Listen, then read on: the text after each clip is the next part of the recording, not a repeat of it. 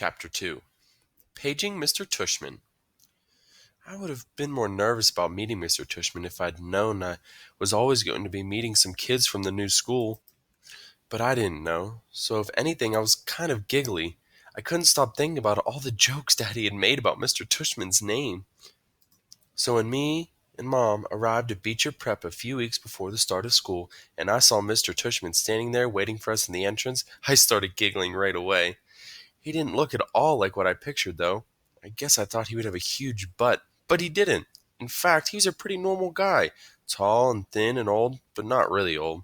He seemed nice. He shook my mom's hand first. "Hi, Mr. Tushman. It's so nice to see you again," said Mom. "This is my son, August." Mr. Tushman looked right at me and smiled and nodded. He put his hand out for me to shake.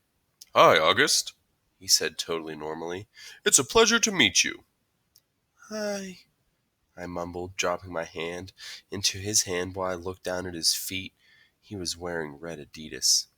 "So," he said, kneeling down in front of me so I couldn't look at his sneakers but had to look at his face, "your mom and dad have told me a lot about you." "Like, what have they told you?" I asked. "Sorry?"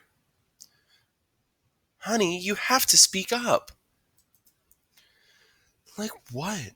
I asked, trying not to mumble. I admit I have a bad habit of mumbling. "Well, that you like to read, and that you're a great artist." He had blue eyes with white eyelashes. "And you're into science, right?" "Uh-huh," I said, nodding. "We have a couple of great science electives here at Beecher, he said. "Maybe you'll take one of them." "Uh-huh," I said, though I had no idea what an elective was. "So, are you ready to take the tour?" "You mean we're doing that now?" I said. "Did you think we were going to the movies?" he answered, smiling as he stood up. "You didn't tell me we were taking a tour," I said to Mom in my accusing voice. "Augie," she started to say. It'll be fine, August," said Mr. Tushman, holding his hand out to me. "I promise." I think he wanted me to take his hand, but I took Mom's instead. He smiled and started walking toward the entrance. Mommy gave my little hand a squeeze, though I don't know if it was an I love you squeeze or an I'm sorry squeeze. Probably a little of both. The only school I'd ever been inside before was Via's, when I went with Mom and Dad to watch Via sing in spring concerts and stuff like that. This school was very different. It was smaller. It smelled like a hospital. We followed Mr. Tushman down a few hallways. There weren't a lot of people around, and the few people who were there didn't seem to notice me at all, though that may be because they didn't see me. I sort of hid behind Mom as I walked. I know that sounds kind of babyish of me, but I wasn't feeling very brave right then. We ended up in a small room with the words "Office of the Middle School Director" on the door. Inside there was a desk with a nice lady sitting behind it. "This is Mrs. Garcia," said Mr. Tushman, and the lady smiled and took Mom and took off her glasses and got up out of the chair. My mother shook her hand and said, "Isabel Pullman, nice to meet you." "And this is August," Mr. Tushman said. Mom kind of stepped to the side a bit so I would move forward. Then that thing happened that I've seen happen a million times before. When I looked up at her, Mrs. Garcia's eyes dropped for a second. It was so fast no one else would have noticed, since the rest of her face stayed exactly the same. She was smiling a really shiny smile. "Such a pleasure to meet you, August," she said, holding out her hand for me to shake.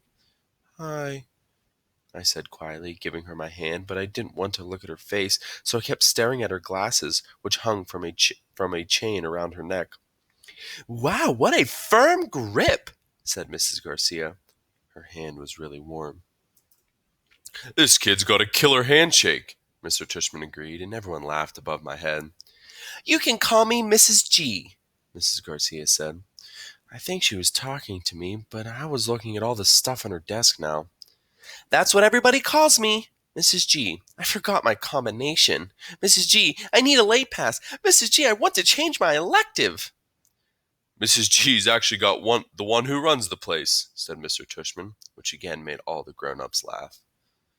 "I'm here every morning by 7:30. Mrs. Garcia continued, still looking at me while I stared at her brown sandals with small purple flowers on the buckles. So, if you ever need anything, August, I'm the one to ask, and you can ask me anything. Okay, I mumbled. Oh, look at that cute baby, Mom said, pointing to one of the photographs on Mrs. Garcia's bulletin board. Is he yours? No, my goodness, said Mrs. Garcia, smiling a big smile now that was totally different from her shiny smile. You've just made my day. He's my grandson. What a cutie, said Mom, shaking her head. How old? In that picture, he was 5 months, I think, but he's big now. Almost 8 years old. Wow, said Mom, nodding and smiling. Wow, he is absolutely beautiful. Thank you, said Mrs. Garcia, nodding like she was about to say something else about her grandson.